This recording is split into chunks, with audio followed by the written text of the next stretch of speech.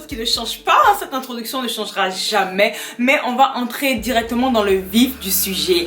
Donc, welcome to the part 2 de la vidéo au sujet de la dépression. J'ai eu pas mal de retours par rapport à la première vidéo sur mes réseaux sociaux et je vous en remercie.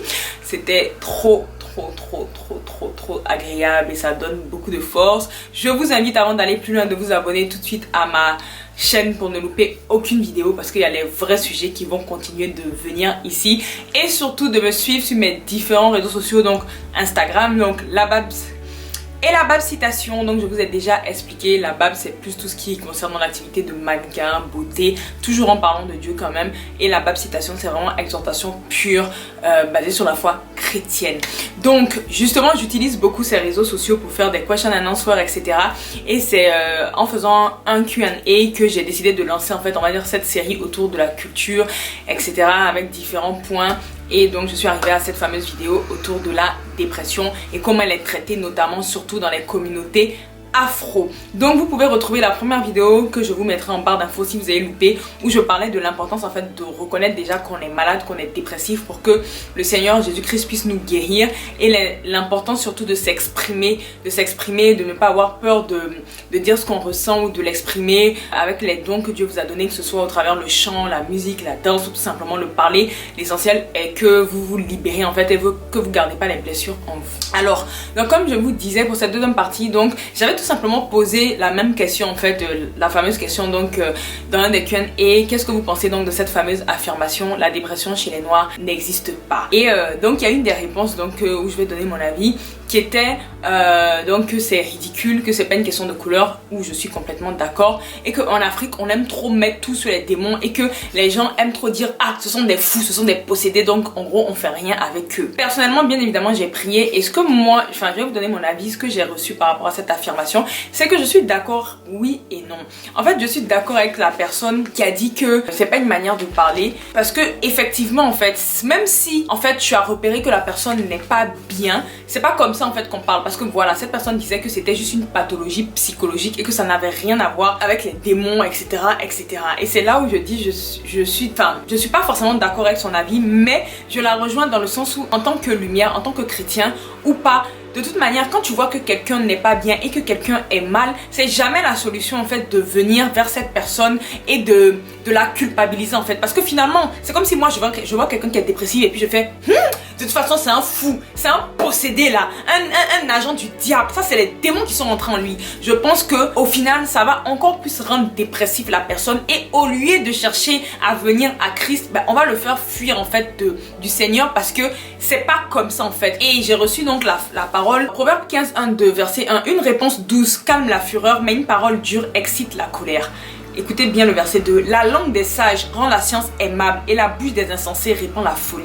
Et ce verset m'a particulièrement parlé, et c'est comme si le Seigneur me disait que quelque part en fait de répondre à ces personnes qui sont tout simplement dépressives et de leur dire que ce sont des fous qui sont possédés, mais au final tu ne les aides pas, et au contraire à ta parole qui n'est pas sage, même si tu as perçu que c'est spirituel, tu es en train de répandre la folie. Donc effectivement tu es en train pour le coup de les rendre vraiment fous et d'attirer d'autres choses sur leur vie. Alors que si tu lui parles avec une sagesse, mais en fait, forcément, en fait, ta sagesse va le toucher, et en toi, il va peut-être voir une solution. En toi, il va peut-être s'ouvrir. Et si tu as l'occasion de parler de Jésus-Christ, bah, le moment est là. Le Seigneur nous demande en fait d'être là les uns pour les autres. Il nous demande d'aimer notre prochain comme nous-mêmes. Et si tu aimes ton prochain comme toi-même, tu ne vas pas en fait aller tout simplement avoir des paroles qui finalement vont condamner ton prochain, même si tu sais que ce qu'il a là, avant d'être naturel, est spirituel. Parce que comme je dis, la dépression, avant d'être naturelle, c'est spirituel. Et ça, on peut pas le nier. Donc c'est vraiment en fait, c'est vrai que dans les communautés afro, des fois on aime sortir ça, on voit les gens dans la rue, on dit regarde moi c'est fou, ils sont possédés,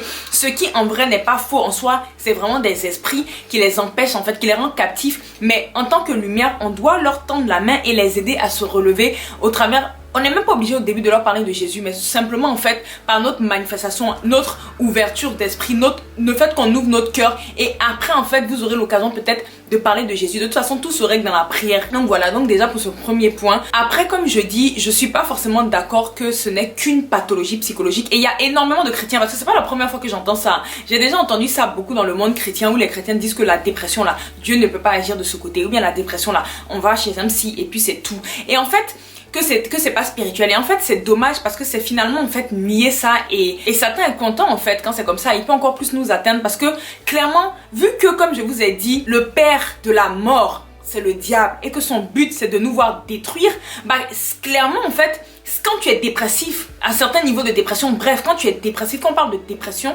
c'est que tu n'es pas bien, c'est que tu n'es pas en joie, c'est que tu ne jouis pas de la vie, tu es tout le temps morose, tu es tout le temps triste, tu es tout le temps en fait, tu es malade en fait, tu te sens pas bien, tu peux pas avancer dans ta vie. Et ça, quoi qu'on dise, la parole est claire, le voleur ne vient que pour dérober, égorger et détruire. Moi, donc Jésus, je suis venu afin que les brebis aient la vie et qu'elles soient dans l'abondance. Donc quelque part en fait, comme je vous ai dit, quand tu es dépressif, ça ne vient pas de Dieu, parce que le Seigneur nous dit clairement que le voleur ne vient que pour dérober, égorger et détruire. Quand tu es dépressif, c'est carrément en fait l'ennemi qui te fait une pression avec ses démons, où il est là pour te détruire en fait, et son but c'est de te conduire à la mort. Donc et la solution, encore là, ça reste Jésus-Christ. C'est Jésus-Christ qui est votre réconfort. C'est Jésus-Christ qui peut vous aider à relever la tête. Donc, quelque part, en fait, malheureusement, de nier que ce n'est pas spirituel, c'est dangereux, et ça, quelque part, ça glorifie Satan, parce que avant d'être naturel, comme j'ai dit, c'est une maladie qui est spirituelle. Et malheureusement, comme je dis, il y a deux forces dans ce monde, le bien et le mal.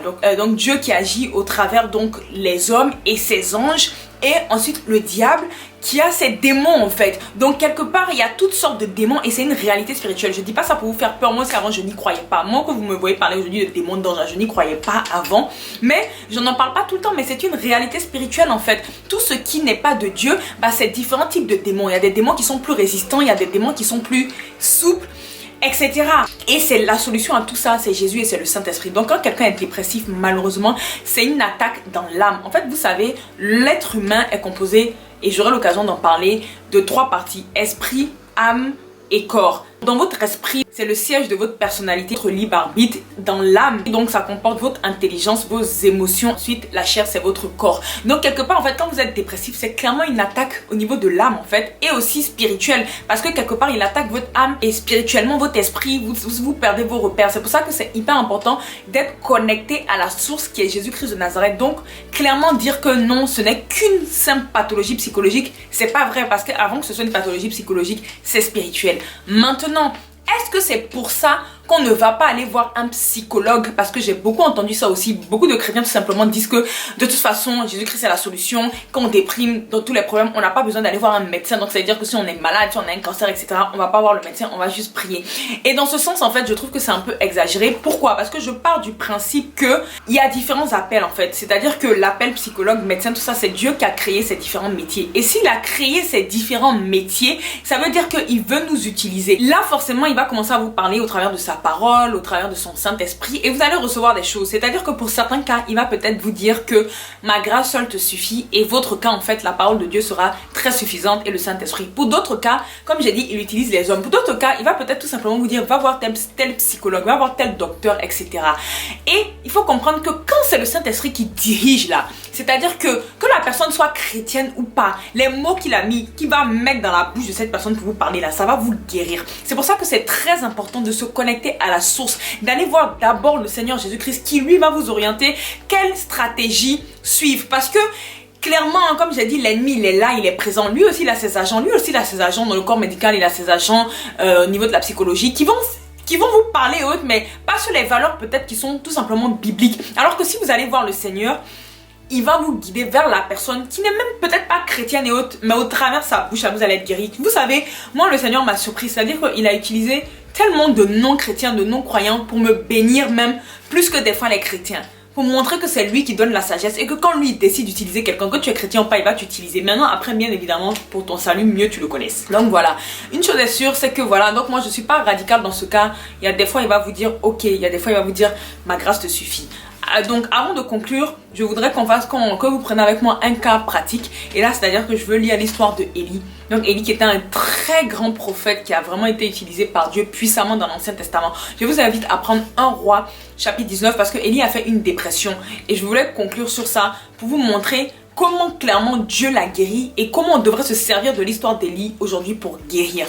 Donc comme je vous ai dit, Élie était un grand prophète et Élie avait un ennemi, donc on va dire que Jézabel qui ici représente Satan. Et on va dire que il était en combat spirituel clairement et il avait tué plein de faux prophètes en fait, des prophètes de Jézabel, il les avait tués. Et Achab est allé, qui faisait partie, vous lirez l'histoire, hein, qui faisait partie du camp de Jézabel, est parti rapporter à Jézabel ce que Élie avait fait. Et maintenant je vous lis. Donc verset 1, Achab rapporta à Jézabel tout ce qu'avait fait Élie et comment il avait tué par l'épée tous les prophètes. Jézabel envoya un messager à Élie pour lui dire que les dieux me traitent dans toute leur rigueur si demain à cette heure je ne fais de ta vie ce que tu as fait de la vie de chacun d'eux. Elle a bien dit que les dieux, donc vous voyez qu'elle adorait des dieux étrangers, donc ici c'est l'image de Satan en fait, c'est, voilà, c'était pas saint. Verset 3. Élie voyant cela se leva et s'en alla pour sauver sa vie. Il arriva à Beersheba qui appartient à Juda et il y laissa son serviteur. Donc là en fait, au verset 3, on voit que Élie a pris peur, il a fui même sa mission au point même où il a laissé même son serviteur en fait, la personne que Dieu lui avait. Verset 4. Pour lui, il alla dans le désert où, après une journée de marche, il s'assit sous un genêt et demanda la mort en disant « C'est assez maintenant, Éternel, prends mon âme car je ne suis pas meilleur que mes pères. » Et là, en fait, clairement, en fait, le verset 4 représente la dépression. C'est-à-dire que Élie est rentré dans une dépression et il alla dans le désert. Il faut comprendre que spirituellement, le désert, vous avez forcément dû entendre ce mot souvent, ça représente les périodes de doute. Ça représente les périodes où on ne comprend pas forcément ce qui nous arrive. Ça représente les périodes aussi d'attente, ça représente peut-être les périodes de peur. En fait, le désert, c'est un moment où on se retrouve avec nous-mêmes. Maintenant, c'est comment tu vas te comporter dans ce désert. Et là, en l'occurrence, ça représente donc la dépression d'Élie et où clairement, il en peut plus.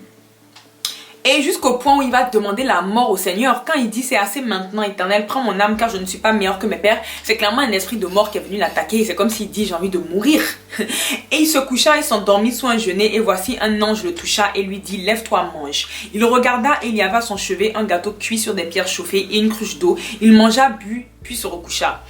Donc là en fait ce que le Seigneur me mettait à cœur, c'est que regardez le premier réflexe qu'Élie a eu. C'est même dans sa détresse, même dans sa dépression, même quand il traverse la vallée de l'ombre de la mort et qu'il veut mourir, son premier réflexe a été de se tourner vers Dieu, de demander à Dieu le réconfort et même s'il doit partir, que ce soit Dieu qui le fasse. Et là, Dieu va répondre en fait et va lui envoyer l'ange de l'Éternel, donc il représente ici Dieu, pour lui donner à manger. Et ce que le Seigneur me mettait à cœur, c'est que ici vous voyez de la nourriture physique, mais comme je vous dis, l'Ancien Testament là, c'est l'ombre des choses à venir dans le Nouveau Testament. Et ça représente ici la nourriture spirituelle. Et dans la Bible, il y a un verset qui dit, je vous l'écrirai, où Jésus dit, l'homme ne vivra pas que de pain, mais qui vivra aussi de toute parole spirituelle, quelque chose comme ça.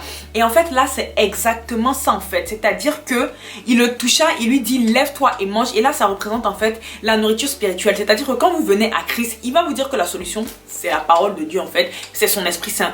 Et là, donc Élie mange, il se recouche, il s'endort. L'ange de l'Éternel au verset 7 vint une seconde fois, le toucha et dit lève-toi, mange car le chemin est trop long. Il se leva, mangea et but et avec la force que lui donna cette nourriture, il marcha 40 jours et 40 nuits jusqu'à la montagne de Dieu à Horeb.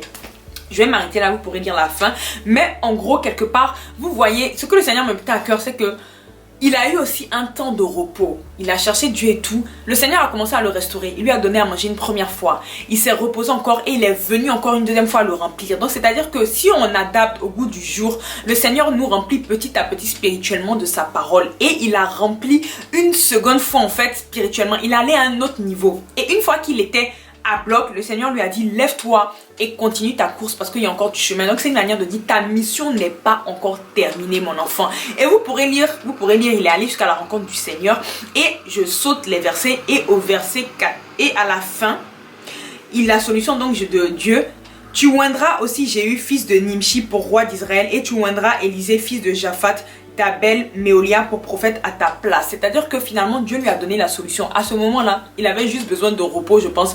Entre autres, il y a beaucoup de, on peut analyser ce chapitre sous différents angles. Mais moi, c'est ce que j'ai eu comme révélation. Et c'est comme si en fait Dieu a été la solution. En fait, Dieu a été sa solution. C'est-à-dire, il s'est détourné, il était fatigué de l'œuvre. Il a cherché le Seigneur et le Seigneur lui a donné la solution. Tu passes le flambeau à tel, ton temps est fini de ce côté, mais il va sortir de toi.